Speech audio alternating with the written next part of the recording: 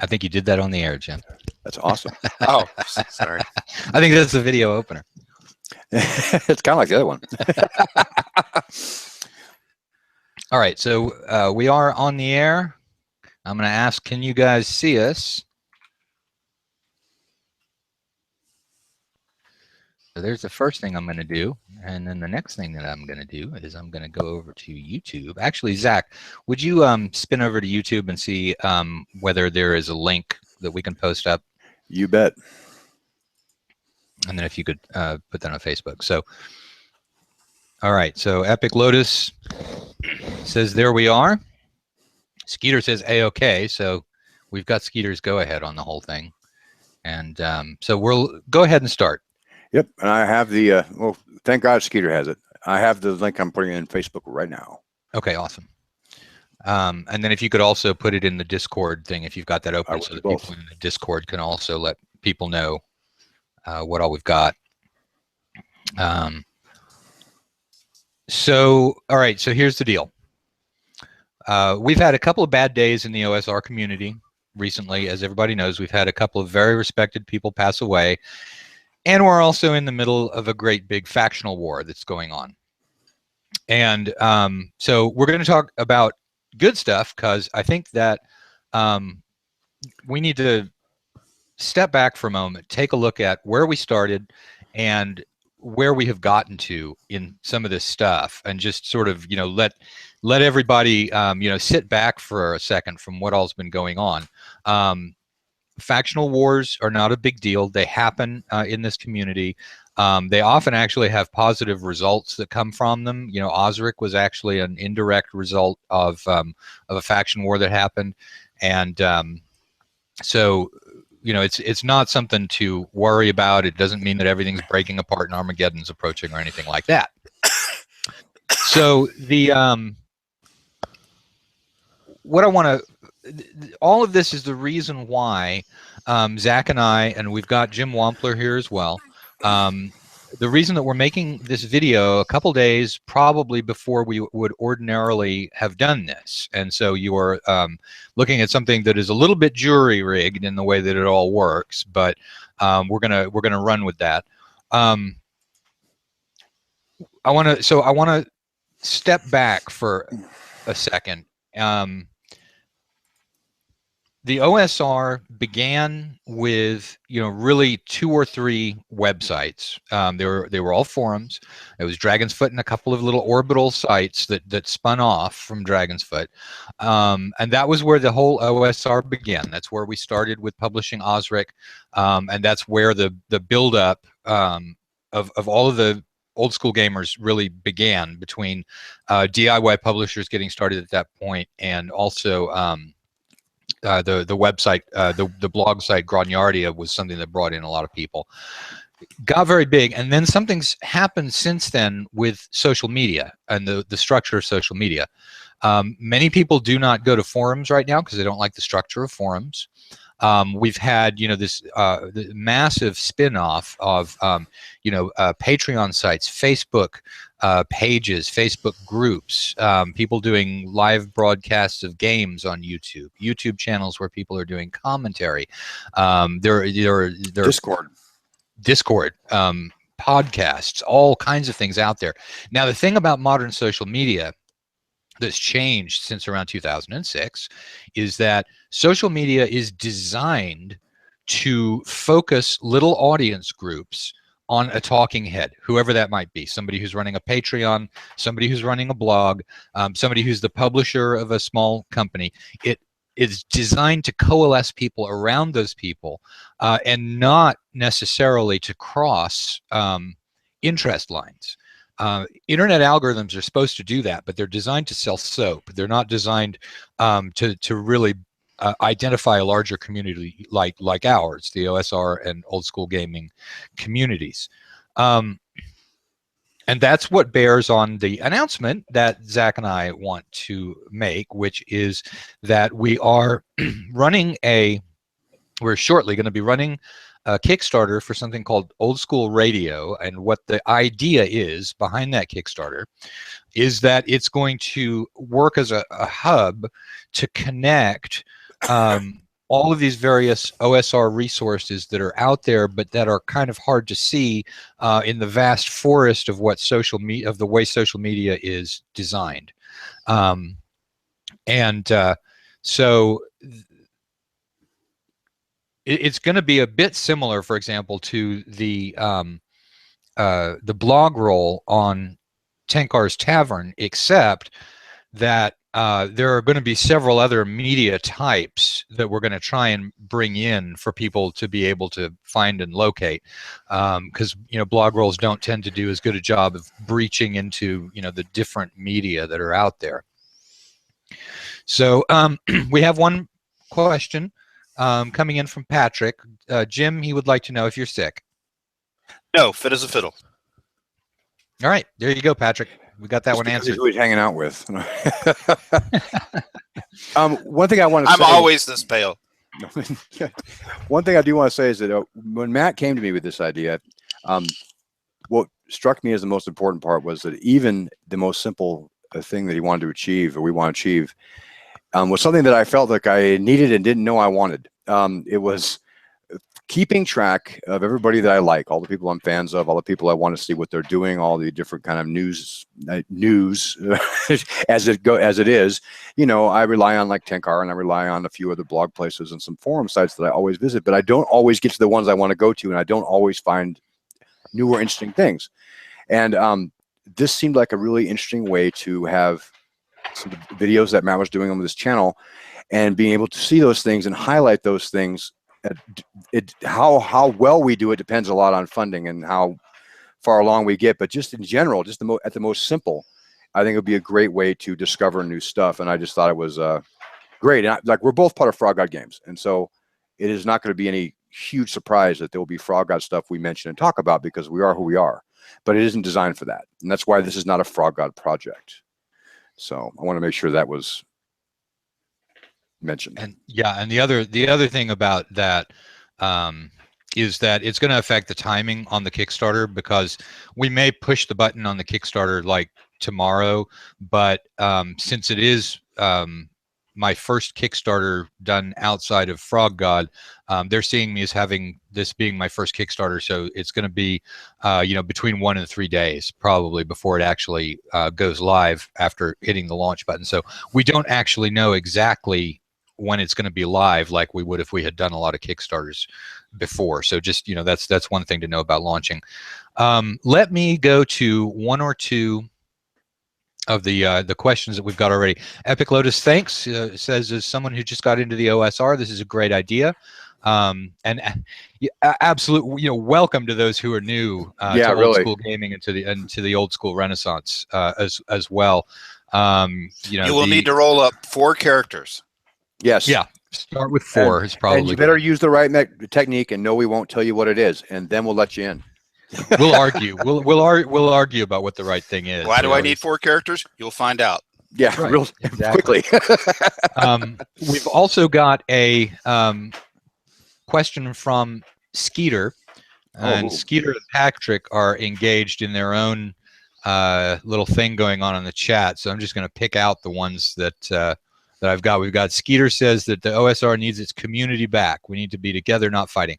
I'm not going to cover any of the issues that are going on with the fighting right now, but I will say that I really believe that we do need to get a community back. And it's not that anyone has done anything wrong in terms of losing a community. We haven't lost a community, but what we have had happen is simply that it's blown apart into a bunch of different islands, and what we need right now is something that is an informational hub to bridge that gap. I mean, when we were at 2 forums or something like that, everybody knew what was going on. We're at 100, 200 different locations on the net right now that I want to put in order. So to me, it's kind of like that. To me, it's kind of like, reminds me, I think the term was in Ultima Online, Jim can help me here, a shard. Like you took one big place and it's shattered. And so you have a shard of each place, and the people go and they congregate and they talk about things that is of interest to everybody, but they're not in the same place. And what we're trying to do is kind of get a glimpse into all these different places to see what's going on.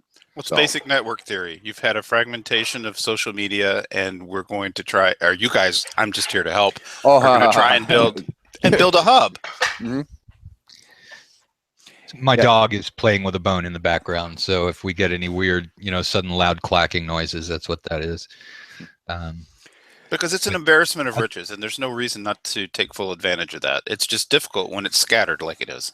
Yeah, it's a structural organizational thing, and despite the fact that Jim is sort of putting himself down in terms of where he lies in the project, Jim is actually the guy who is going to be doing the organization of how this stuff's going to get put together. One of the things to point out, it's a Kickstarter. Technically, the product in the Kickstarter is the videos, but we're going to have a the very first stretch goal, and it's going to be pretty low, is the low functionality website. And then as we go higher up, there may be things that are built into the functionality of the website that we can afford with the higher Kickstarter, but that we can't afford with the lower one. And what we're sort of tossing about right now, Jim, and you can scream anytime that I say something bad here. We're talking about something along the lines of one of these checkbox searches where we've got the link to the place, we've got a couple of tags on it, and then you can basically search by clicking the checkboxes of what you want to see and what you don't want to see, so that you can narrow down what it is that you're seeing on the screen when it takes that stuff out. And it's sites and not posts. I think we want to make sure that's clear. Yes, we're not cataloging the OSR for like future. We're not archivists. Jim pointed that out to us very clearly, and he was very right. It is a place to find things, not to find specific things. You're finding places, not things, I guess. We're going, so for example, like, you might have one person with one resource, they've got a link. You've got Tankar's Tavern with 50 billion posts, they've got one link. Because the way that it's going to operate, of course, is that many of those sites that you're going to have their own internal search. Blogs have keywords. Publishers are going to have a list of their products and a search if there's a lot of them. So it's not, we're not going to try and send spiders and bots and all kinds of mean, ugly, nasty things through the internet looking for old school resources. What we're going to do is is basically the top level of the search, to let you narrow down the top level of your search. And when you find the place that you want to go to, then you can go over there and take a look. Now, but it's simple. A good way to phrase it would be a searchable interactive blog roll. Yeah. Except not limited to blogs. A media roll. Maybe we need to invent a term. Yeah. Well, but with similar functionality to an online store. You go to the store, the category of thing you want, and then you begin to narrow your search down. Which actually brings up a good point, Jim, because we're talking about a Kickstarter. And so why are we doing Kickstarter? Well, because making these things is not easy or cheap, and we're not selling really anything except for everybody. And so in order to pay for this, the effort behind it, and you got to buy plugins, you got to buy website domains, you got to buy all kinds of stuff. And to do that without, I don't know, me being the benefactor, which I'm not going to be, and Matt, he's not going to be either, but we're going to facilitate. I can't afford to be on it. But in order to do these things, we do need the funding to do it, and we do want to see it happen. And I've learned how to do some video stuff just to get it going, and Matt's had his video channels up and had the Frog God channel up. So we're learning these things. There'll be embedded video on the most basic site, correct, Matt? Yeah, that was actually the next thing I was going to get to. We've talked about the linking function that we want to get set up and how we want to establish this first tier of the ability to search.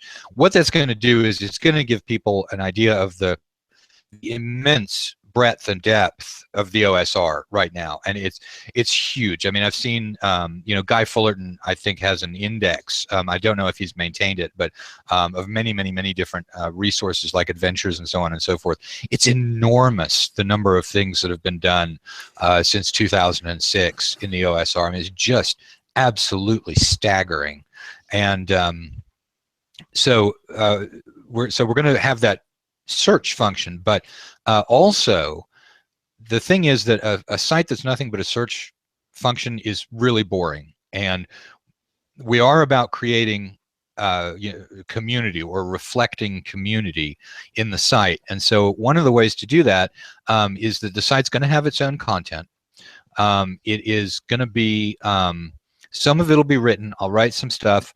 I often run into the whole I'm looking at an empty page, what do I write? Recently maybe the creativity will come back. For whatever reason, I'm able to do videos right now. Apparently something in my brain is letting me do videos.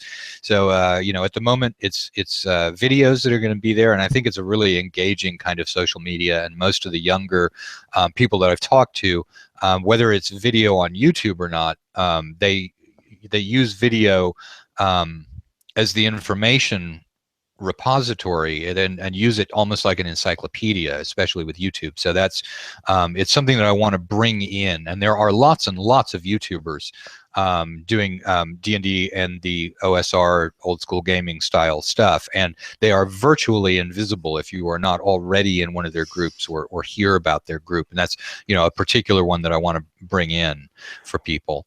I'm excited about it because, to be honest with you, I'm amazed. I do the work at Frog God on one bookshelf, and all the RPG Now, Drive Through RPG.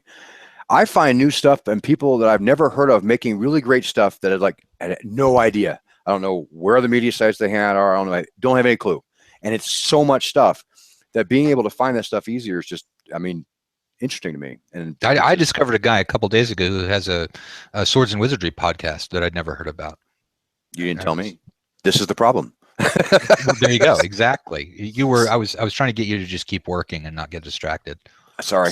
So kind of to put a marketing spin on it, it'll be a web media old school gaming equivalent of Netflix. Links to lots of outside content with substantial original content. Yes, that's exactly right. Now, and cheaper. We do have a question, another question from the chat. We've got somebody asking if this is going to be a Frog God Games Kickstarter or whether it's going to be a separate independent one. And it is going to be a separate independent one. Zach did actually talk a little bit earlier in the video about the fact that this is not the same as Frog God. Since Zach and I are the ones doing it, if we're talking about gaming and conventions and stuff like that, there'll probably be a lot of Frog God Games stuff getting mentioned, and especially I want to get Skeeter on one of these videos because I just think everyone should have that experience. But it's so true. It is true. I'm in trouble now already. I'm gonna. No, I do want to say though that, like, for instance, another reason why it's not Frog God, honestly, is we have a really busy Kickstarter schedule. This is like full time for me because Skeeter and I are working real hard on the Rapid Ethic Maps Kickstarter, which is going to overlap this a bit. And, you know, we hope that you guys enjoy both, but this being a Frog God if this was a Frog God project, that wouldn't be possible, and it wouldn't be fair to everybody in the OSR that we're trying to help. We're not trying to, you know, steal information away and share to Frog God. We're trying to make sure everybody enjoys S&W products, enjoys Labyrinth Lord, enjoys Osric, enjoys, you know, this guy Matt, he's written a few. And so, you know, there's just a lot out there, and I enjoy them. This is something I enjoy personally, and I just think it would be great. Plus, I like to make Jim work hard. That's the other thing I like to do. Yeah, because I don't work hard enough. Clearly, no. You and I both know that both of us are lazy. Okay, now we've got a really good question here also from Epic Lotus, which is there a reason not to support this with Patreon? Yeah, we talked about it. This isn't my question. This is a question that someone's asking.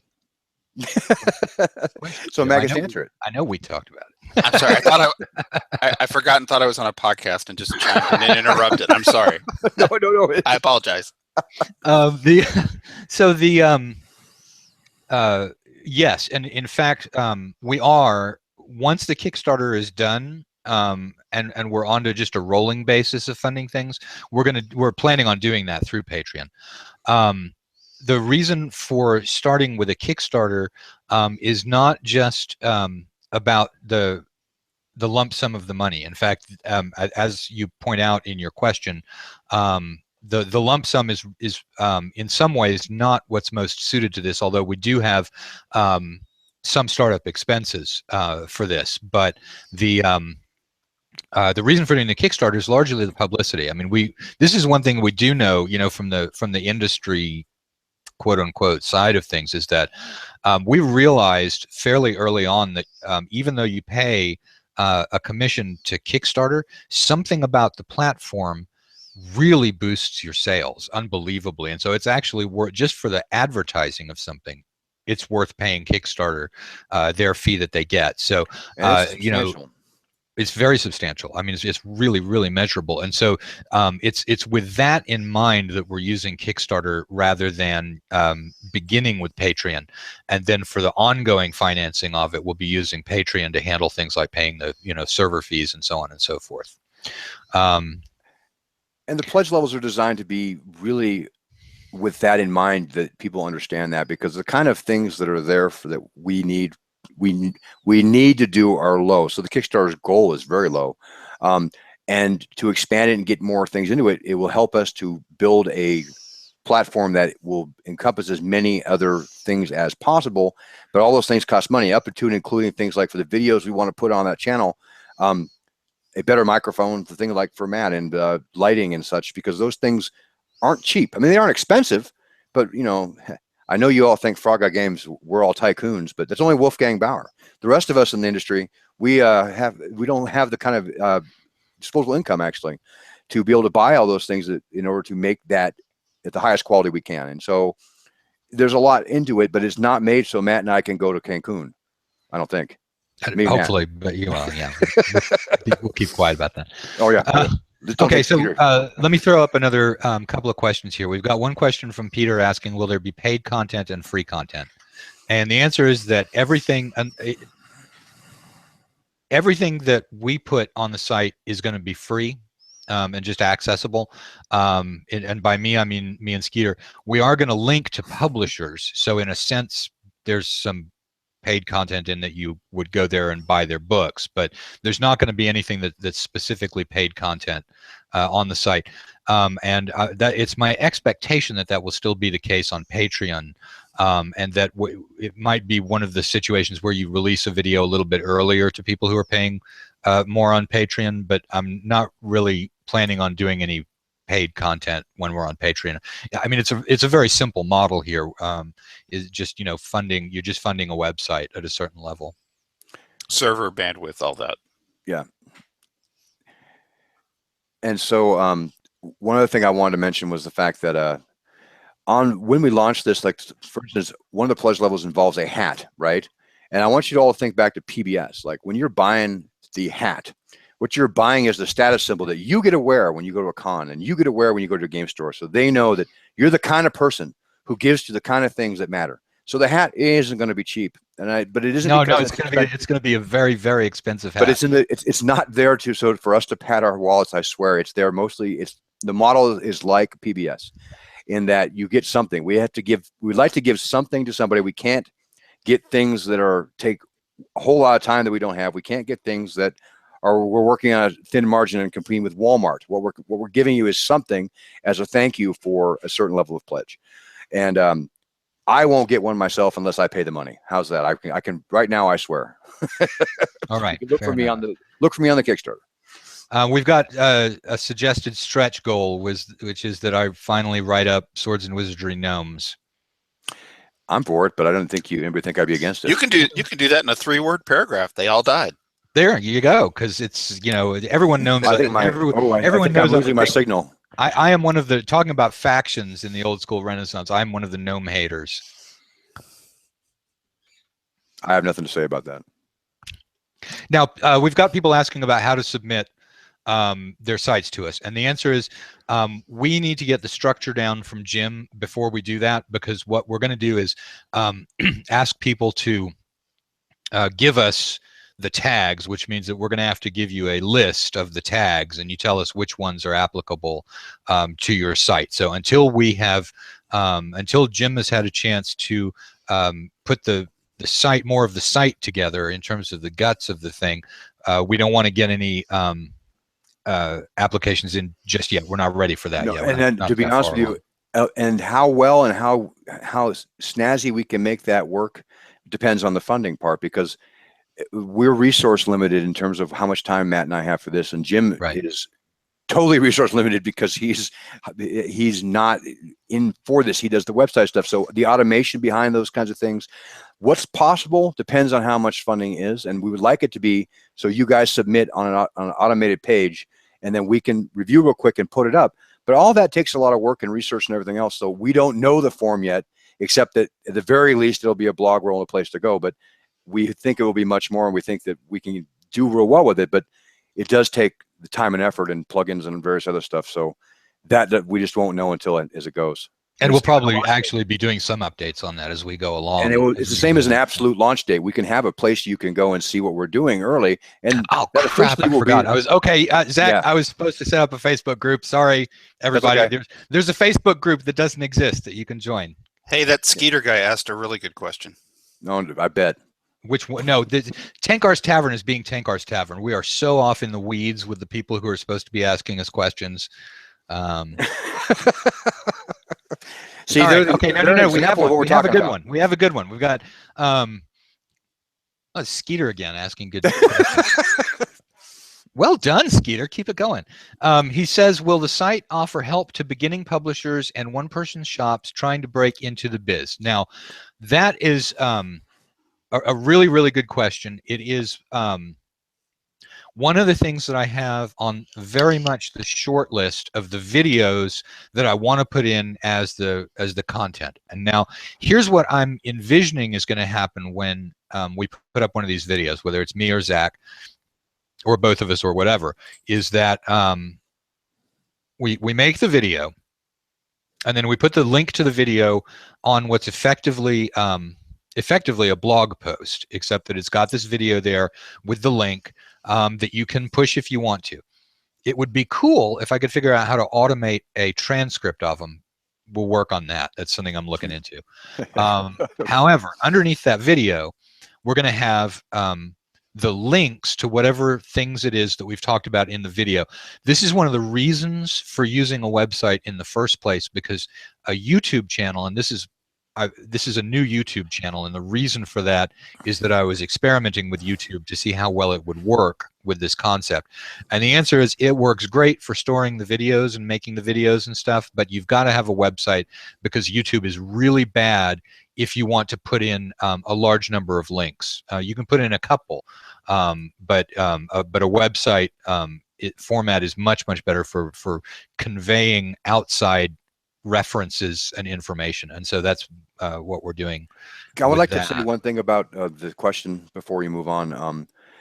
One of my personal things that I like to do, we have a Frog God channel. Chuck Wright and I were on last week with it, and we were talking about InDesign, and we had Chuck came up and he pulled up actually the Blight, our big release that's like 900 pages long, and he pulled it up and we talked about a few things here about styles where it was a real try to keep it as simple as possible, but Chuck is here.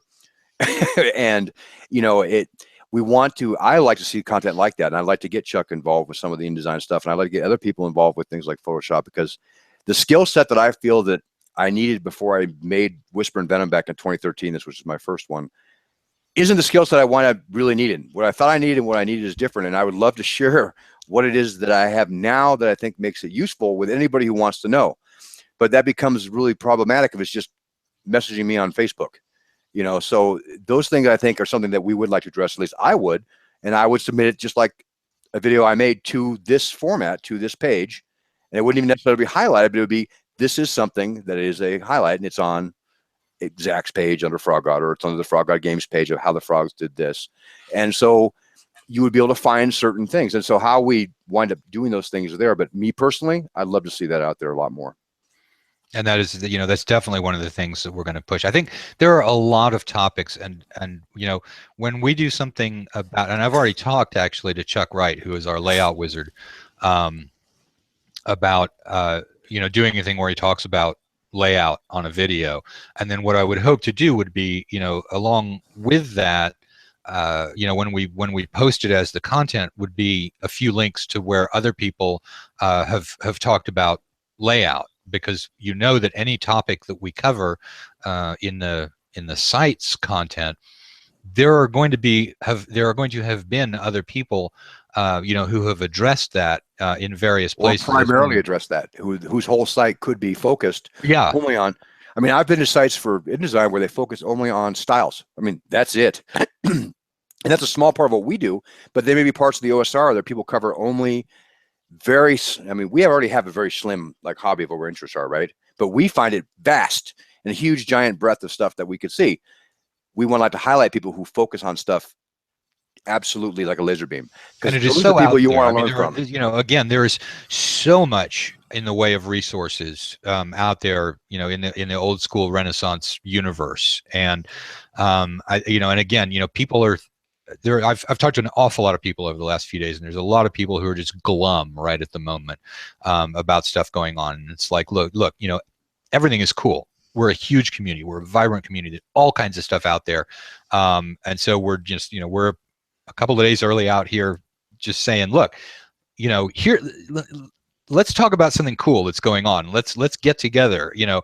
And, you know, honestly, we haven't seen a big movement around something in recent years, maybe even, but when we start getting together, all of us, all of the people watching, you know, this is what the battle cry sounds like when the OSR gets behind a certain idea. You know, you start getting more and more people piling on more and more really good ideas. It's almost always interactive. I mean, I called up you know, Eric, and was like, you know, hey, can we use your Discord chat, you know, to get the questions? And everybody who's over there is misbehaving in terms of what it is that they're posting. Is So Peter Green still there? I bet he's leading. going well. Is going well. So, and we are getting a bunch of people who are talking about doing something like Pages from the Mages or Sage Advice, and in addition to I'm losing track of what I'm talking about here, but you know, there are several people who can give that sort of thing. I mean, and we will bring in the people who are the big name types of people, but hopefully one of the things that since I'm in contact with so many people in the OSR, there are a lot of people who are geniuses out there who don't necessarily run, you know, big blogs or stuff like that. That would be wonderful to get, you know, onto a video, because they really know tons about whatever topic it is. And so one of the things I want to do is, you know, yeah, I'm going to do videos where, you know, where I'm talk, but I also want to do videos where I'm bringing in somebody who really is not seen or heard from very much, but who I think is really, really good at something. And somebody who, if you run your own media channel or you have your own questions, you could also contact, and the more the merrier. There are so many people in the OSR that I find interesting, that I find have insightful things to say or have a really good specialty. Guy Fulton's one I never see on media. Matt mentioned him, and he's the one who taught me how to do an old school module step by step. And people like that you never heard of might be perfect for a channel thing or a media thing you're doing. And this is where we hope you'll be able to find them. Gabor Lux is somebody I want to find. Melan. You know, absolutely. I want to get a video with him, because I mean, talk about one of the somewhat invisible people who has just driven the OSR from behind the screens. He's one of them, and there are you know, obviously, you know, very many. Patrick is asking whether the site's going to offer a player and GM matching area, and that might be something that we add later on. It's not part of the core. I would think you'd be linked to somebody who did that already. That's my feeling too, is that there are probably sites that are designed to do that, because there's some. Because this is not to make functionality or take away from stuff that already exists. In fact, if there was something that was doing that now primarily, it would be a shame if we did it, because it would take away from somebody's effort they've already put into it and things they've already done, that they deserve the recognition for the work they've had. And this is a way we hope to get recognition to people and be able to utilize sites we don't know exist. Yeah, so. Right. It's the hub idea. Okay, I'm a Greyhawk fanatic. All I want to do is play first edition AD&D and Greyhawk. Where can I find some guys to do that online with? Well, you go to our site and you start searching the links, and you go Greyhawk first edition AD&D, and boom, hopefully there are links there that you can get hooked up with. Right. And we know those people, and then we know there are other people we don't know, and there are resources that are just amazing. And so, and when Matt approached me about this, I couldn't quite figure out why I got approached until I realized that he needed me to do videos. No, it was because I think that I do actually represent a lot of the people who would be watching the site, because I did this from scratch. I started with Purchase of Osric back in 2012, and so now I work at Frog God Games almost full time. Doing a whole lot of work to make sure we try to produce really great RPG products, and I owe it to the OSR. And so I'm excited about it, and I'm excited it's the kind of thing I think I can bring something to, and to work with Matt is amazing because he's one of the reasons I'm in it. So it's been a good deal. I'm gonna make him work hard though too. I promise. Yeah, that's what I need is a slave driver on the whole thing. Well, you know, actually, in Jim, he doesn't work hard enough either, so we're all set. No. I work plenty hard. I just haven't mastered when to say no yet. Yeah, well, that's because we're the two people who can convince you. So, Well, some people it's an auto yes, right? You guys are on the list. is there any more questions or anything? No, we don't have any more interesting questions. They're, like I said, they're way off in the weeds right now. They're talking about GIMP. So, well, actually, you know what? Let's talk. I find that vastly interesting. Let me talk about GIMP for a second, because that's the kind of thing. That's exactly the kind of thing, you know, that we want to be bringing up when we're talking about people who are just starting out. Because I mean, the OSR. I mean, just to talk about it for a second, is that, you know, it's a my view on the OSR is it starts around 2006, at the point that you start getting the open game license retro clones, which allow publishers to do their own thing under the safe harbor of the OGL. And there was a massive explosion of publishing by DIY publishers. And it also corresponded, I don't think cause and effect. I think that these just built at the same time.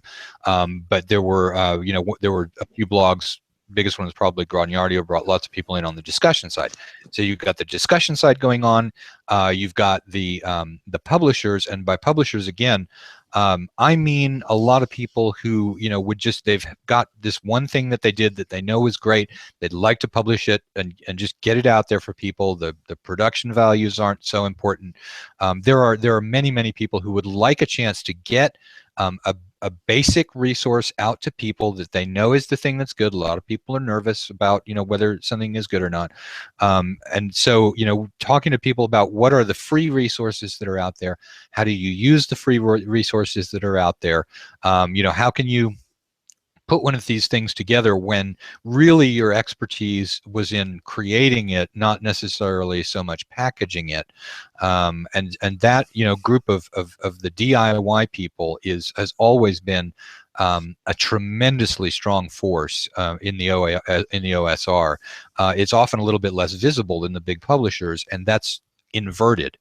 What we should be focusing on is the DIY publishers somewhat more than the large publishers, because, you know, that's where you see the real, you know, beating heart of the OSR, is that this is the stuff that was really constructed for it. The, you know, publishers are, you know, great, but, you know, they're going to tend to be, you're going to get stuff that is not somebody's masterpiece done exactly the way that they want it, with the sort of art that they want and the sort of map that they want.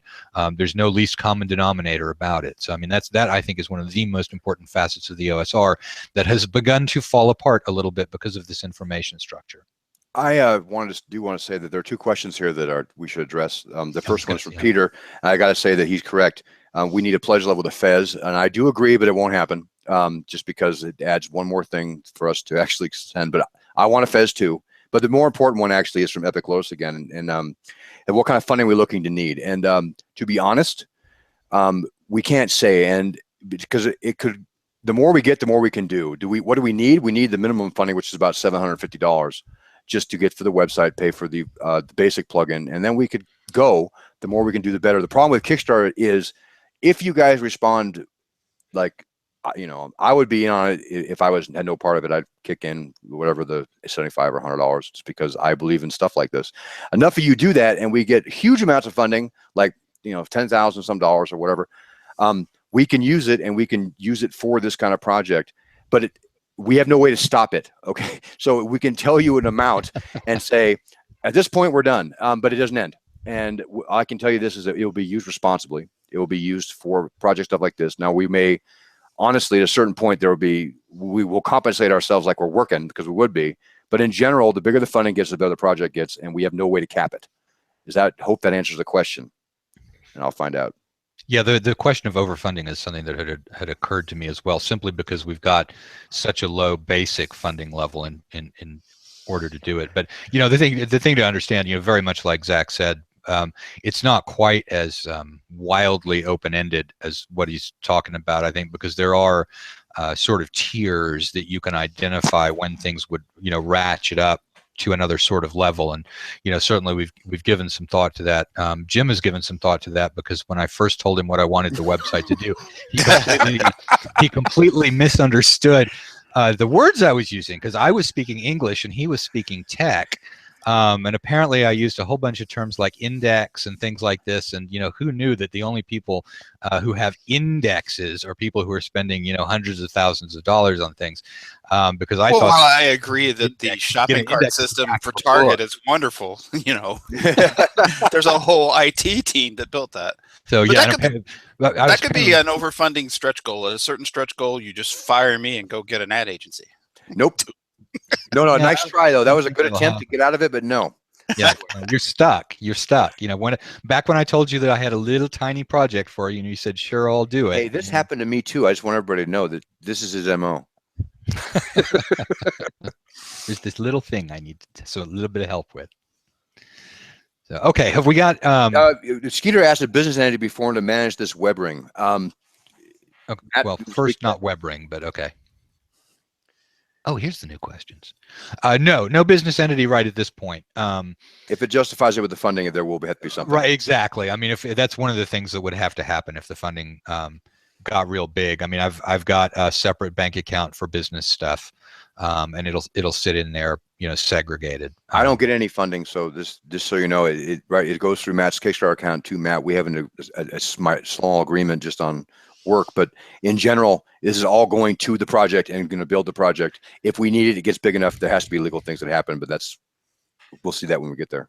Yeah, I mean, the main reason for using a business entity is for a limited liability or for a tax thing, and I think neither of those is a really big issue right at this point. Is the worst thing in the world you can see is when it says bad Mike is typing on the. It totally is. I looked down like bad Mike is typing, and I'm like, no, nothing good could come of this. Come on, Mike, ask us a question that lives up to your reputation. Sorry, I don't even know what this is going to say. No, I do. So Patrick's typing. That's okay, a lot safer. That helps. I do feel safer. Anyway, so. Is there anything else that someone wants to address here? Well, I'm kind of waiting for Bad Mike's question. But, oh, well, okay. Wow. Patrick had a good point. Bad Mike wants to know if we're going to wear pants, which is, does it matter? Does he? Yeah. I'm not I think the real question is, are we wearing pants now? Yeah, I mean, Mike, I'm not going to show you. Yeah. The answer for me is no, because it's shorts, but anyway. See? There we are. Oh, you just took all the magic out of it, all the mystery. I couldn't let it go that long. My wife might be watching.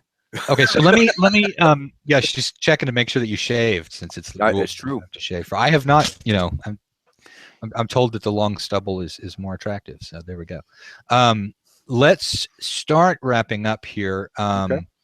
I want to summarize the video just in terms of what we're doing. First of all, it's the goal here is to build a sort of centralized island for all of the scattered islands that we've got that have been formed as a result of the structure of social media. A hub. And, if you want to talk tech instead of English. And then if... Will's got hubs. Is that the kind of tech you mean? Network theory hub. Okay. All right. Network theory hub. So we're going to do that. And I think that'll help build... it's not directly building a community, because right at this point we're not talking about peer-to-peer contact between people. We're talking about the ability to get out to the various sites. That might be one of the things that we talk about, if more money comes in than we're expecting. But that's basically the plan. Oh, one other thing. It's a new channel, so either over here or over here, there's going to be a little subscribe button. Please hit that. We're going to be using this channel as the repository for various, update videos and things that come out while we're running the Kickstarter. And this will also be where we announce, once we've actually gone live with the Kickstarter. So please subscribe. And Skeeter did ask if there was a launch date, and we did talk about it earlier, and he must have been Skeeter, we talked about that. You weren't freaking paying attention. I also told you what we were doing ahead of time in an email, which you didn't read. But for everybody else's benefit, can you go ahead and answer the question? What was the question? Launch date. Which Launch date. what you said in your answer, which I did listen to, possibly as soon as tomorrow. And no, let's don't do that.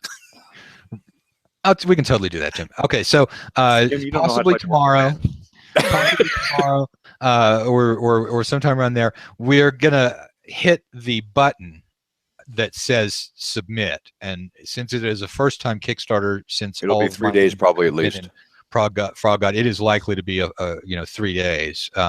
So and Jim will talk more about what the schedule line looks like. But remember, we're not looking to have the website built all the way by the end of the Kickstarter. And we could talk about that after we're done being live, so we don't bore everybody to death. Yeah, that's true. That's true.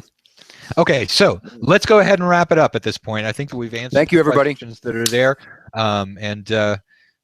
So thank you, everybody. And Oh, hey, wait! Just want to say, Skeeter just Oh. private messaged me and said, "I will be off this video eventually." And just to think about that, smartass. And I wanted to let the world know he said it. So when I'm dead, that's why. Okay, Thank that you. sounds good. Thank you all very much. Thanks, everybody, and Thank we will see you in later videos talking about the Kickstarter for Old School Gamer Radio.